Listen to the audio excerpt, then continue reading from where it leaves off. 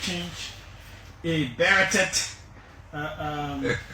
Kanyo Bala is in studio, but it is important for you to know that it is paid for. All the political party people, you want to come talk your party things, you get to our business office, you know, campaign time, people will have songs. If you want your song to be played at extra pay, you have to pay the business office and all of that, so you can do all of those arrangements. Again, this hour is paid for.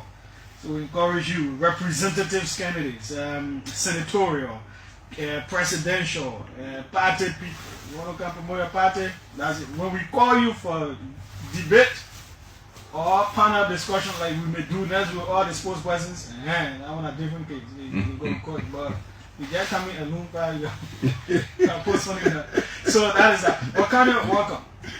Thank you so much, Julius. Thank you for having me.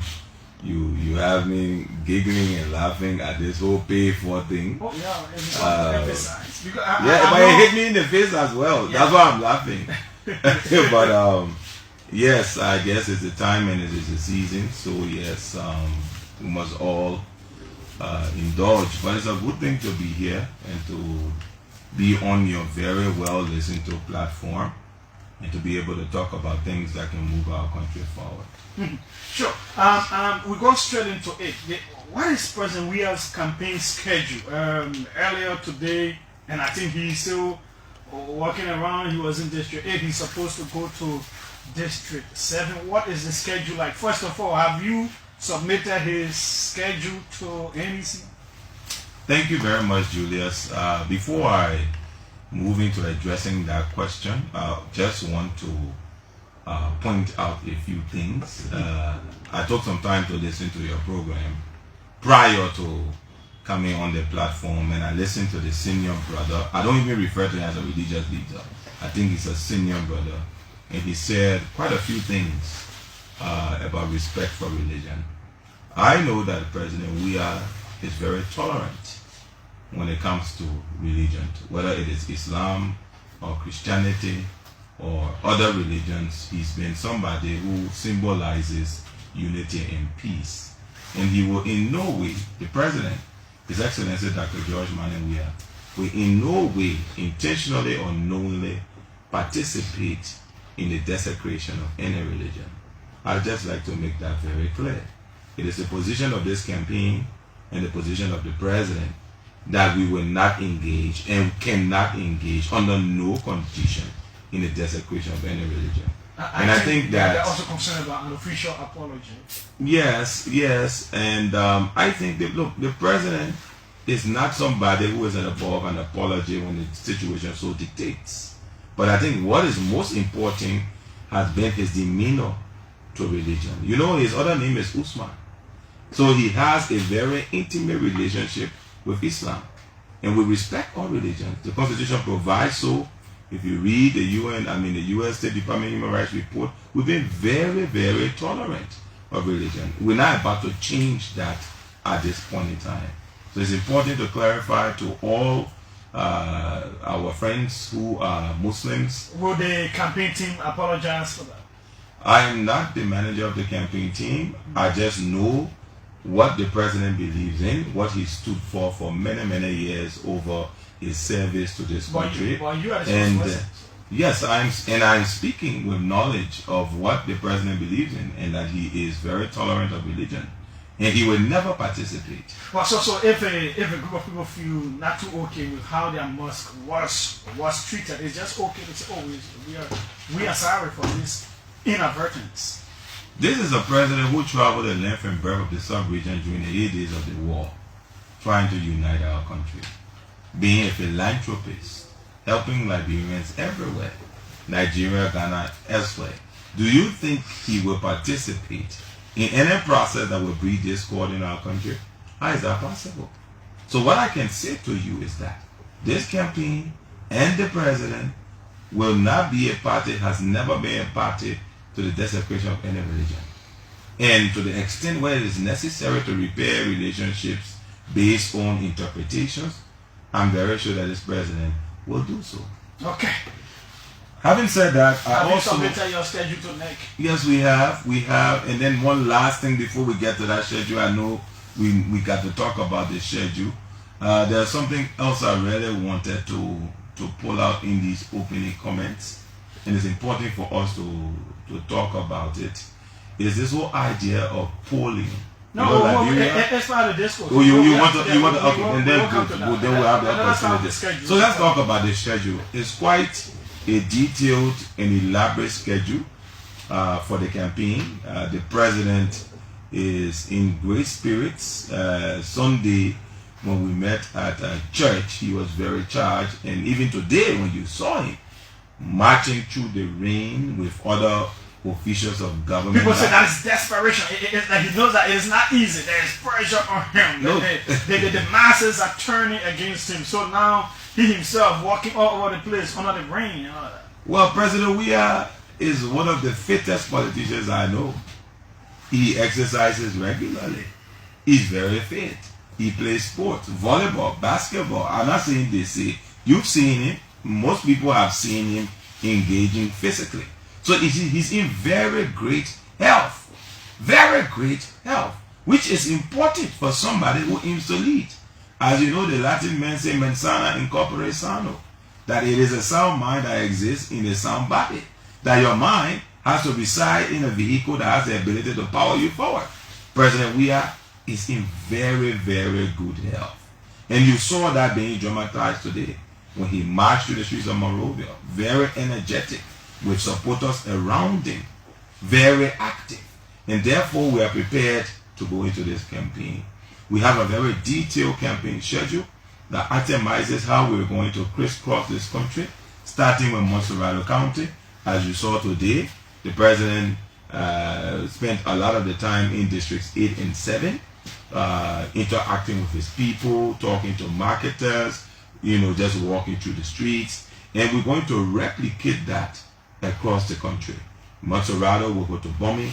From Bombing, we'll go to other counties. We'll go to Lofa, we'll go to Nimba, we'll go to Grand Jeddah, we'll go to River Cess, and all of the far-flung counties. The president is in good health. He is charged, he's energized, and he's prepared to campaign. Yeah, but do you have specific times allocated? Say, oh, absolutely, absolutely. Let me do the actuality. Because it is important for us to know now. So we've that tomorrow, if someone says, "Oh, we supposed to be here," and CDC was in CDC publicly announced that on this. Oh, as a matter of fact, right? This is the Montserrado one. Let me go down to the detail one, and we'll talk about that.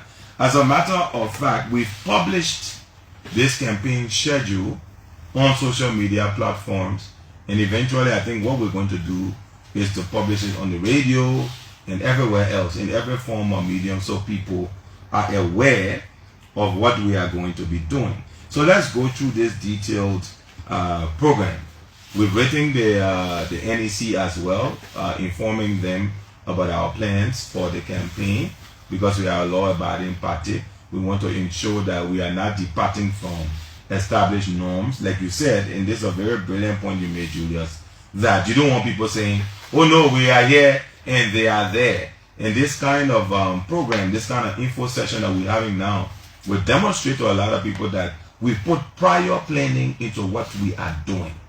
And therefore, no one can come and accuse us subsequently that we infringing on the space or whatsoever. And so we started the campaign today, which is August 8th.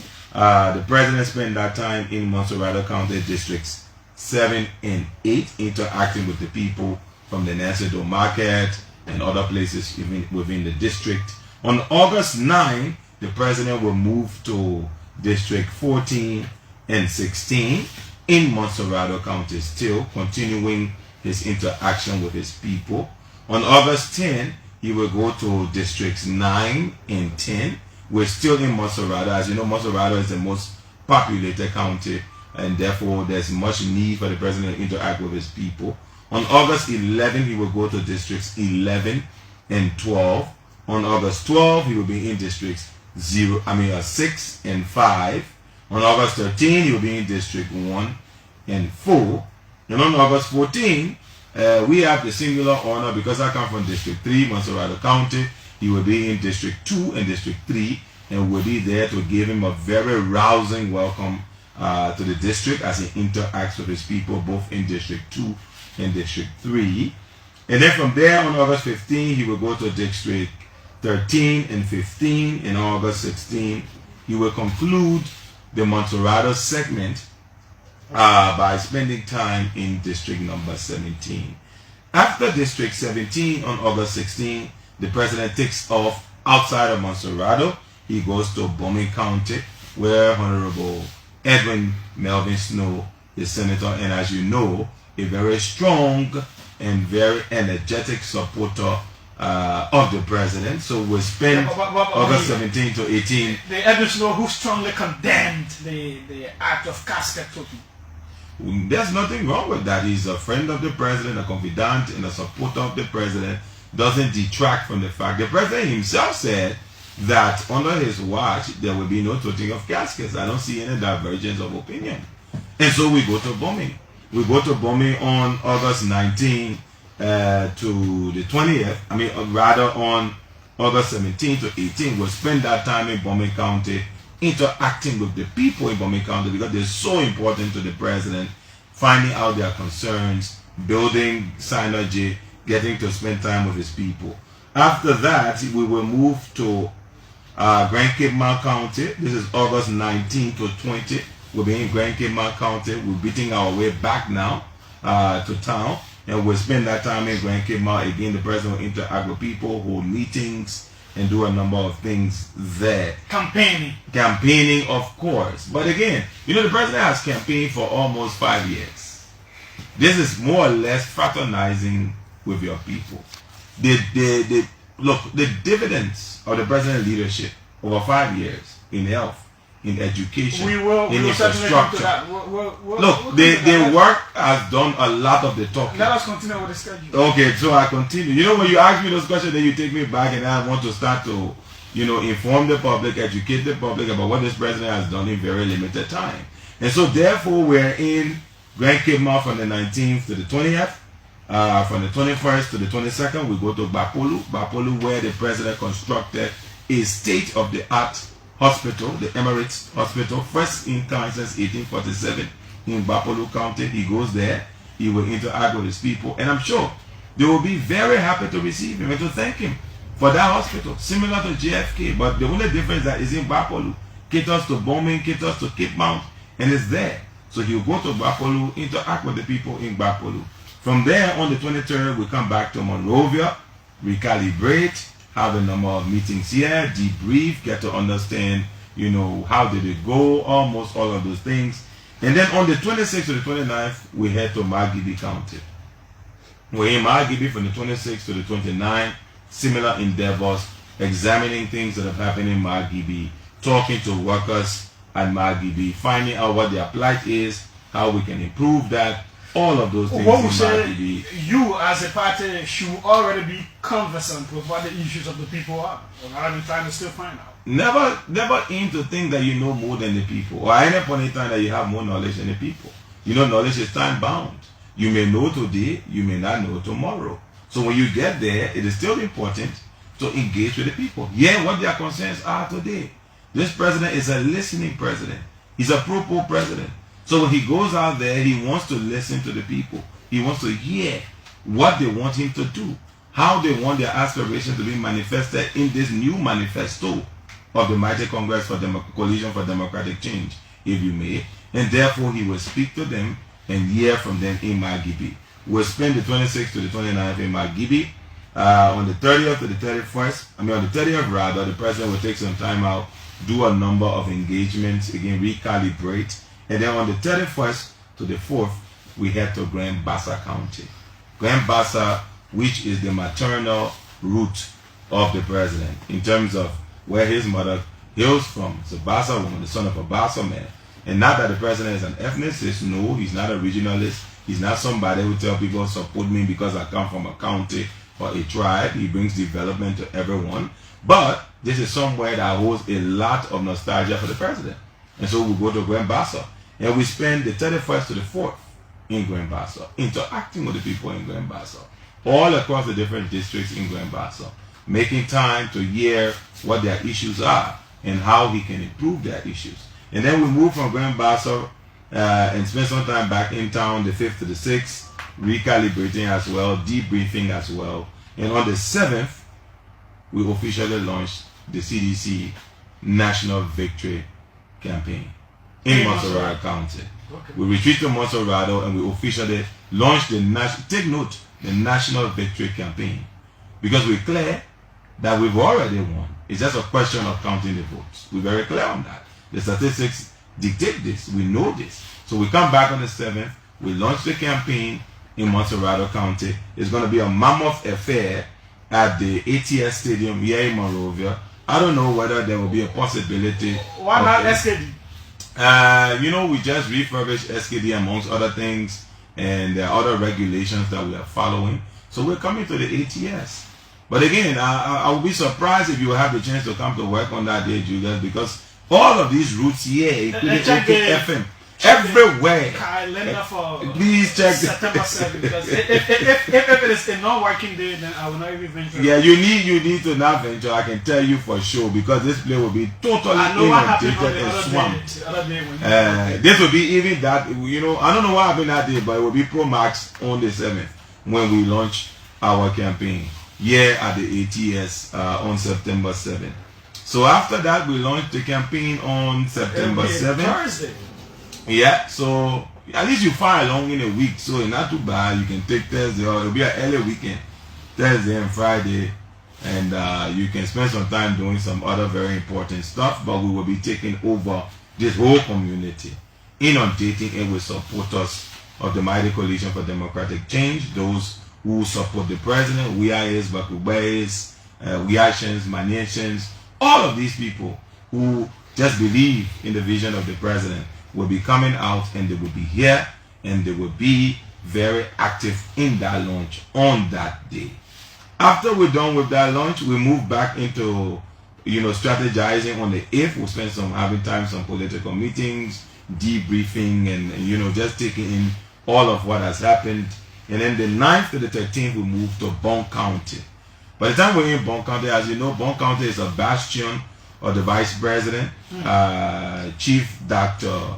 Joel Howard Taylor, former Senator of Bon County, now Vice President of the Republic of Liberia. Very, very phenomenal woman who has stood the test of time, very influential in Bon County. She has prepared the ground for us, and then we'll descend on Bon County from the 9th to the 13th. Again, similar to other counties, the president will spend time interacting with his people, getting to know what's going on in Bon County, just fraternizing and getting to engage with his people. From there on the 14th, again, we'll retreat and have a number of meetings to debrief. On the 15th to the 20th, we move to Nimba County. That's 5 days for Nimba. Yes, it's a mammoth county, it's a massive county, and therefore there has to be time. Are there specific places you'll be going? Absolutely. The president just completed a road that ArcelorMittal, they had in that mineral development agreement, that is professors of blueprintism who said that they always had the blueprint. What do you mean by professors? This president is an implementation president. He's not a talking president, he's a doing president. And that's why he said in the early days of his term, he said, no, don't rate me on how I talk, rate me on what I do, right? They went to work, brought ArcelorMittal, which is not a bad thing, this is investment. They had a agreement. Arcelor was supposed to pave that road to San Nicolas. Since 2013, they signed that agreement. It took this president to come to power in 2019 and ensure the pavement of that road. So we're going back to Nimba. And we're going back there because there's a lot that the president has done in Nimba County. And I'll spend some time, I'll need a special session, you and I, just to look at, just to look at, so that they pay me. I thought the Liberian people should have the opportunity to know what we have done. All of you now got to pay now to tell the Liberian people what you have done. Now you're trying to pay. But we did this. These are things we've done for the Liberian people. Don't they want to know? You know, that's why when they talk about NIMBA, if I say, oh, the NIMBA factor, we're just laughing. Because we know President Weah is the only president, I mean the foremost in terms of his policies that have directly affected the majority of Liberians in almost all of the 15 counties. NIMBA being chief amongst those. When we begin to reel off the statistics of the things that are happening under President Weah over the last 5 years in NIMBA, I'm telling you there can be no competitor in NIMBA County. So we go to NIMBA, we spend 5 days in NIMBA. And while we're in NIMBA, the president will interact with his people. He will hear from them. He will continue to fraternize with them. And we'll spend our time reminding the people of NIMBA why this president is the one best suited to lead. Because based on his track record, compared with all the other ones, based on his track record, no one matches him. He's unmatchable in NIMBA in terms of development. No one comes close to the president. And we'll spend 5 days in NIMBA. That also signifies the massive nature of the county and the importance of the county and what the president has invested over these last 5 years in the county. We leave NIMBA, we go to Grand Jeddah from the 21st to the 22nd. We spend that time in Grand Jeddah. And you know, Grand Jeddah is also very close to my heart. So it will be one of the places where we'll be very happy to be, where that 150-bedroom hospital is 95% complete in Zwaju, Grand Jeddah County. I'm exceedingly happy that while we are there, that hospital will be complete. And who knows? Who knows? The president might just dedicate the hospital during his time in Grand Jeddah County. In addition to that, the president will visit with his people in Grand Jeddah County, hear from them what the issues are, and we'll continue from there. From Grand Jeddah, we go to River G, 23rd to 24th. From River G, we go to Maryland, 25th to 26th. From Maryland, we go to Grand Cru, where the president is from, 27th to 28th. From there, we go to Sino, 29th to the 30th. From there, October 1 to October 2, we are in Riverside County. And then from Riverside, we head to Lofa County from the 3rd to the 6th of October. Lofa County, where lieutenants of the president in this government have invested a lot to bring development to that county over the last 5 years, even though that county has boasted of sons far before.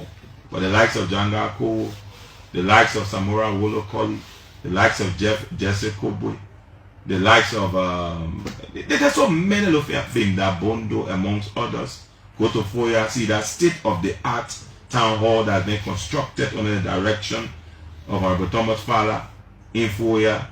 Jefferson Koji has elevated the county by bringing dignity and culture, leading their people through county meet after county meet, building unity. The president will go back to Lofa with these people who he has made and created and given a pedestal and leadership. We spent 3 days in Lofa County interacting with the people and telling them why it is now time for a new generation of leaders to arise from Lofa and to take charge of leadership in this country, because they've demonstrated that they can bring development to Lofa County. That Lofa does not have to be stuck in the past. Lofa has to move to the future. And the president will spend 3 days in Lofa. Who is the past of Lofa? Well, you and I know there are some who claim that they have history and record and experience of 42 years. They cite that. I wouldn't want to engage in name calling, but the records show that this generation of Lofian leaders, so many of them empowered by the president, even the chairman of the Mighty Coalition for Democratic Change, the president of Obomobake Molu, from Lofa County, have invested so large in Lofa that today Lofa is a dramatically different place than it was 12 years ago or even 6 years ago. Look at the road to Lofa that's on now. The Zozo road that's on now.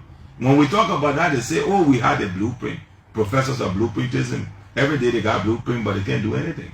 It took us to come here in 5 years to build more roads than they ever built in 12 years. So the president goes to Lofa on his record. He will go there and he say, look, these are the things I've empowered my lieutenants and I personally have engineered and done in Lofa County. And we'll spend that time in Lofa County. And after Lofa, we'll retreat for a bit, come back, have a few meetings on October 7th, and then on October 8th, we'll formally close our campaign. What the election day is the 10th of October. Closing campaign on the 8th. Are you not making your people tired to go and vote on the 10th? Why not close it earlier? Or why are you closing a campaign very close to voting day? Well, the thing is, if you look at the schedule, it's such a very methodical schedule. It's a packed schedule, but it's also reflective of the energy level of the president. The president has the energy. But it is also about the voters to be able to go. You bring people out on the 8th. Thank you very much. And you see, that's the thing. People underestimate the passion that people have for good leadership in our country. The president is delivering. He's over delivering. And people are excited because of what he has done and he continues to do. And therefore people are happy the fact that, look, I challenge, look, Julius, you'll be surprised that our closest competitors will not make it across 8 of the counties in this republic. Not because they don't want to, but simply because they are unable to. Why do you think so? For various reasons. They may not be as healthy as we are, as energetic as the president is, as knowledgeable of the rural terrain as he is. Some of them, you know, they're strangers to the rural terrain, amongst others, and some of them don't just have the energy to get around. But this president will subject himself, will go to his people, and will go to all of these counties we've named in order to meet his people and to recalibrate for the future. And we'll close our campaign on the 8th and wait for the first round victory. His name is Kanio Bala. He is the official spokesperson of the CDC campaign for 2023. You know, we already running out of time, but just a bit of all of these polls, you are talking about doing well, but you know the different radio polls, the newspaper polls, don't seem to be favorable for you, especially in Montserrado County. You know, there's a whole lot of difference in terms of what people think, what your government has delivered. Well, Julius, you know, I admire the energy and zest that people put into trying to emulate, you know, Western constructs such as polling in our environment. But sometimes the underlying factors that affect those kinds of things are not the same. For example, I give you a case in point. This poll that is conducted online means that the primary people that are participants in this poll are people who have internet access. Number one. Number two, beyond just the internet access, the degrees of security, the ability of people to vote even once or twice on these polls is something to even look at. The third one, we know that there are some candidates, you know, I always use the phrase, it makes me laugh, but I continue to use it. This time I can fight in for you. Some of these candidates, they are bastions or support reside in the West where they have 24/7 internet access. They can just go to poll and they be voting on poll all day. Our people in Boko and Jede ain't got access to online poll. Our people in Vonjama, in Foya, where that town hall that Tifa bill, ain't got access to online poll. Our people in River says, where the Bedia Hospital went up in under 3 years, they now get access to online poll. Our people in Bapolu, where the Emirates Hospital sits now, they ain't get access to online poll. So a lot of people who living in the other places where they have 24/7 access, let them be voting on their poll. But the Liberian people will be very frustrated. What about the radio polls? Again, it's a function of access and who gets there first. If you had a poll where an independent person went out randomly and sampled Liberians on the street, I did that. I'm prepared to. Other entities they did it, and it's almost. Oh no, you forgot the spoon one day and they cancel in the middle of the poll. Every time they attempt to do something that is objective, they'll be surprised. Didn't you follow the spoon poll? Which one? What happened? Oh, they did a poll and they had a video guy going around asking people on the street. I think they asked the first person, they named somebody, second person, third person, John Manewia. Fourth person, John Manewia. Fifth person, John Manewia. By the time you got to the eighth person, John Manewia say, because of the whole camera, everything, everybody say, hey, I forgot about the poll, go home. So when you attempt an authentic poll in Monserrado County, the results will be incontrovertible. It will be President Weah. But if you attempt an online poll that somebody manages, if somebody was saying that when you clicking on the poll, the result can be going different places instead of going to where it's supposed to go, then that's a problem. It's a function of access also. Some other people will know. But I know before Mr. Boakai named Jeremiah Kun as his running mate, I went to Nimba, and it was favorable then. At that time, for the CDC. At that time, Mr. Kun was not named as running mate. Since he was named, I really haven't gone there again to do something. But there can be a shift now. Now that it's son of the county, it's on a particular ticket, which is seen as one of the major challengers. So you may have like 2 or 3, 4 major challengers in the election as CDC. I usually hear people talking about one-round victory and all of that. I am talking about that as well. Well, it looks nearly impossible to a whole lot of people. I like the word you use, it looks. But is it really impossible? And as you know, President Weah is a master of the impossible. He has done things that were considered impossible. Look at what he achieved coming from Liberia, a country of what? 4.5 million people at the time. There was he won. Yeah, 3.5 at the time. There was he won. You had Nigeria who were putting out super strikers. You had Ghana. You had Cameroon. You had Senegal. What was the possibility of a George Weah emerging at that level from 3.5 million people? George Weah is a master of the impossible.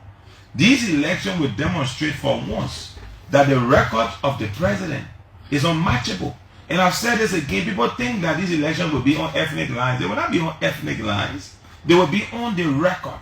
People will ask people who want to lead, show us your record of leadership. Let's look at President Weah's record in 5 years. Let's compare with your record of 42 years. Or in the case of the other guy, of, I don't know what, 7 or 8 years since he bust on the scene and said he wanted to be president. Let's look at your record.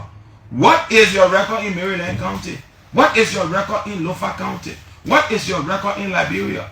Before you wanted to be president, now that you are still aspiring to be president, what is your record of care, philanthropy, empathy, health, education? None of them can match President Weah at any level, Julius. It's clear. If you just take 2 singular policy decisions, and we said this again, at the risk of being redundant and overflogging, I will say it again. If we just took the WACC fee payment that President Weah did all across you know, WACC is not Monserrado. It's everywhere. It is Nimba, it is Grand Crew, it is Bapolu. Every child that graduated from high school in the last 6 years, President Weah has touched you personally by paying that WACC fee. No other president has touched any child personally. And you may think it's just a child, but the poor mother or father who is saved from paying that money every year will remember that for once a president could take a decision on their behalf. The free tuition thing that we talk about all the time, and they want us to shut up, but we're not shut up. We beat the sense into their head. So it stays there because when the president started this, they said, no, it can't work. All the community colleges across this country that are supported by government, tuition free, not just the University of Liberia. Whether you go to the Nimba Community College, whether you go to the one in Vonjama, everywhere, government pays for it. It's President Weah who did it. You think people don't know that this president has done those things for them?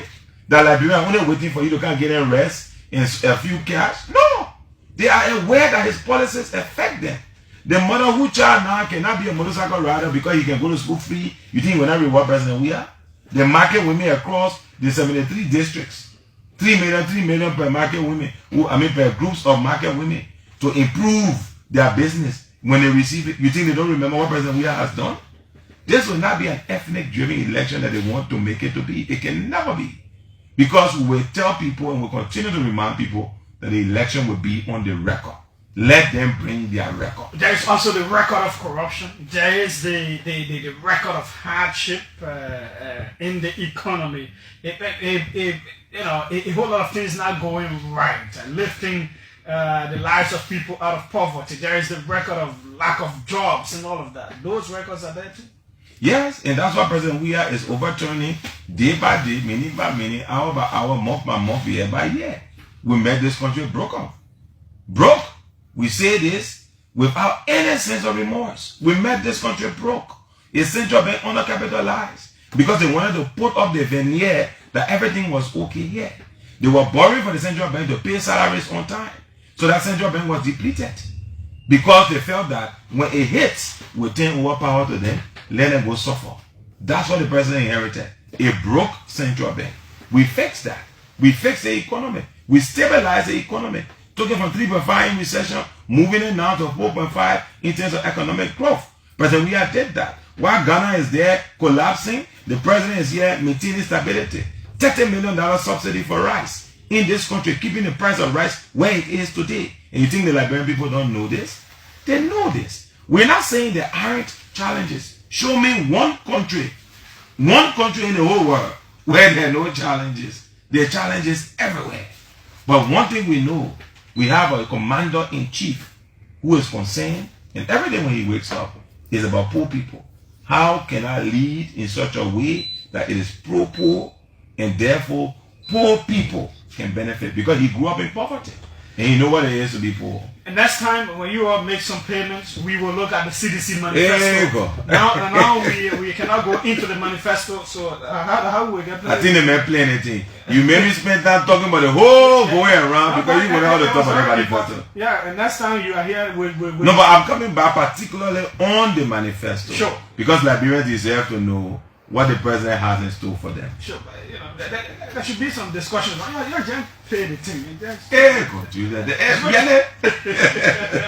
But anyways, it's still good to be with you, Julius, and I assure you we'll be back very soon to talk about the president plan, or as we both people call it, the manifesto for the country. 0777 700 995 0555 995 995 the numbers.